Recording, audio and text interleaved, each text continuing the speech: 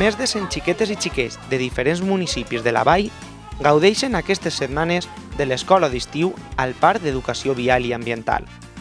Diferents edats, però una única finalitat: aprofitar al màxim els dies d'estiu amb una iniciativa que s'ha consolidat als últims anys, on els participants poden convertir els somnis en joc.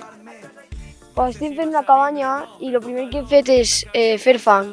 He mesclat aigua, palla... Es fan esponja, però no ho hem fet a mà. Hem mullat la mà i li hem ficat aigua i ho hem refinat. Es queda més pla. Les mateixes instal·lacions del Parc d'Educació Vial i Ambiental Vall d'Albaida, amb el circuit per a cars i bicicletes, ja és tot un al·licient afegit en aquesta escola d'estiu. Bé, així en l'escola d'estiu van començar fa 6 anys i el que buscàvem era un poc, el parc és de la Mancomunitat, i buscàvem un poc treballar a l'escola, una escola que estaria en un ambient a l'aire lliure i on podrem treballar diferents àmbits. Així, per exemple, estem especialitzats en educació viària i també en educació mediambiental.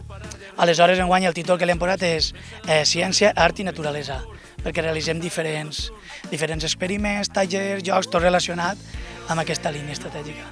El contacte amb la natura, amb la diversitat vegetal i també amb l'oportunitat d'observar les aus o de tindre cura dels animals de la granja són altres dels estímuls que tenen els usuaris de l'escola d'estiu. Tenim agricultura ecològica, granja, ciència, educació viària, bioconstruccions, ja tenim un ventall molt ampli d'activitats. El bany no pot faltar en els dies més intensos de calor, però l'oferta educativa i d'esplai també abraça les activitats manuals i els experiments.